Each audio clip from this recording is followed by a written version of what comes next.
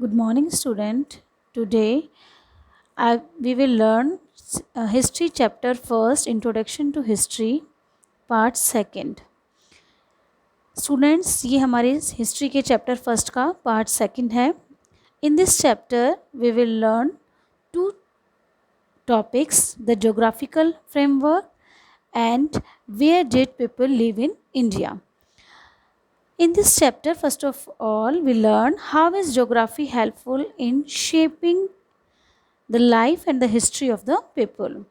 Students, I will tell you that our India's geographical structure is divided into 6 parts: the Great Himalaya, the Deccan Plateau, the plain area, the island, the coastal area, the Thar Desert.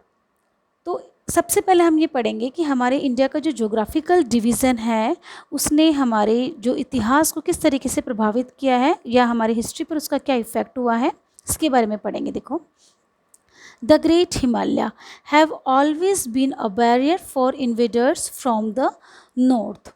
देखिए, जो great Himalaya है यानी हिमालय जो mountain ranges है वो इतनी high है कि नॉर्थ से आने वाले जितने भी इन्वेडर्स थे उनके लिए वो हमेशा बैरियर बने रहे. बैरियर यानी रुकावट बनी रही, यानी नॉर्थ से हिमालय के द्वारा इंडिया में एंटर करना मुश्किल था भारी लोगों का.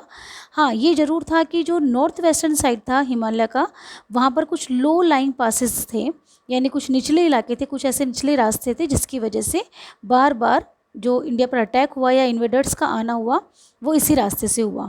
तो ग्रेट हिमालय ने इस तरीके से हमारे देश के जो इतिहास है उसको प्रभावित किया. इसके बाद हम आगे बात करते हैं the vast and the fertile planes. जो फर्टाइल एरिया है, जो हिमालय माउंटेन के जस्ट नीचे का जो नॉर्थन प्लेन एरिया है, उसने वहाँ की जो लैंड है, वहाँ का जो प्लेन एरिया है वो काफ़ी फर्टाइल है. इस वजह से जितने भी इतिहास में जितने भी बड़े बड़े जो एम्पायर हुए, जितने भी वास्ट एम्पायर हुए, जैसे Maurya empire, Guptas empire, Mughal empire, वो इंडिया के इसी पार्ट में इस्टेब्लिश किए गए. अब बात करते हैं हम डेक्कन एरिया की. जो डेक्कन एरिया है provided a good military base. That's the Marathas with their scanty military power could successfully challenge the mighty Mughal empire. जो डेक्कन एरिया है उसने एक गुड मिलिट्री बेस तैयार किया जा सकता था वहाँ पर. इसी वजह से जो मराठास हैं वो अपनी कम मिलिट्री फोर्स के बावजूद भी जो इतना बड़ा एम्पायर था मुग़ल एम्पायर, उस पर इजीली उन्होंने सक्सेस हासिल कर ली थी या उनको इजीली चैलेंज कर लिया था. तो ये हमारे डेक्कन एरिया ने इस तरीके से इतिहास को प्रभावित किया था.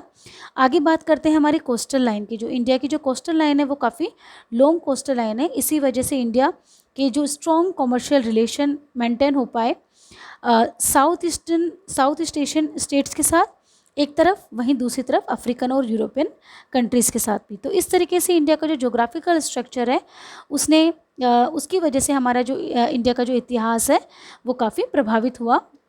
आगे बात करते हैं where did people live in India, कि इंडिया में जो लोग हैं वो शुरुआत में कैसे रहते थे और कहाँ रहते थे. देखो, in their march towards civilisation people in India had to pass through various stages. India के जो लोग, मतलब जो एंशियंट लोग थे या प्रिमिटिव जो पर्सनस थे प्रिमिटिव एज के, उन्होंने सिविलाइजेशन तक पहुंचने से पहले कई जो स्टेजेस हैं उनको पास किया. और कैसे उन्होंने, मतलब सिविलाइजेशन तक वो पहुंचे उससे पहले वो किन किन स्टेजेस से होकर उन्होंने अपने लाइफ को जिया, उसके बारे में बात करते हैं. The first was the stage of food gatherer and hunting. हम सबको पता है कि जो शुरुआत था या प्रिमिटिव एज थी उसमें इंसान फूड गैदरर और हंटर था, यानी वो शिकार करता था और भोजन की तलाश करता था. उस समय उसके पास में कोई एक सेटल लाइफ नहीं थी. और ऐसी जो साइट्स है वो कई जगह पाई गई हैं, जो है ज़्यादातर गंगेटिक वैली एरिया या गोदावरी जो वैली एरिया यानी वैली एरिया के पास में ज़्यादातर पाई गई हैं. इसके बाद बात करते हैं then come the stage when man became a farmer and a herder of animals. धीरे धीरे जब डेवलपमेंट होता गया इंसान के माइंड का और उसकी सोसाइटी का, तो इंसान ने एक फार्मिंग करना सीख लिया, वो फार्मर बन गया और उन्होंने पशुओं को पालना भी सीख लिया. और ऐसी साइट्स ऐसे लोगों की जो साइट्स है वो कई जगह मिली है, जैसे नॉर्थ वेस्टर्न साइड में मेहरगढ़, बुरजाहम. इसके अलावा नॉर्थ ईस्टर्न जो पार्ट थे वहाँ पर दाउजेली, सतपुड़ा, हमारे कंट्री की ये जो जगह हैं, ये जो साइट्स हैं, यहाँ पर ऐसे लोगों के अवशेष मिले हैं, ऐसे लोगों के सबूत मिले हैं, जो हमें पता जाता है कि इस समय जो इंसान है वो एक फार्मर बन गया था और उसने पशुपालन भी करना सीख लिया था. आगे जो हम बात करते हैं इस इन 2 स्टेजेस से गुजरने के बाद इंसान ने then came the stage when the people in India had laid the foundation of cities या सिविलाइजेशन।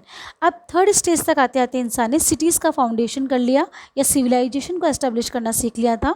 और ये जो सिटीज़ थे जो थे वो थे हड़प्पा और Mohenjodaro in the Indus valley and later on Pataliputra in the Gangetic valley. यानी इस स्टेज पर आके इंसान ने सिविल बहुत सारी सिटीज़ जो हैं उनको एस्टेब्लिशमेंट किया और सिविलाइजेशन को डेवलप किया। तो इस तरीके से इस जो सेकंड पार्ट है इस चैप्टर का, इसमें हमने 2 टॉपिक के बारे में पढ़ा है कि जोग्राफिकल स्ट्रक्चर जो है इंडिया के उन्होंने कैसे हिस्ट्री को प्रभावित किया है, और उसके बाद हमने ये पढ़ा है कि इंडिया में जो इंसान हैं वो कहाँ उनके अवशेष पाए गए हैं, कहाँ उनके रिमेन्स मिले हैं।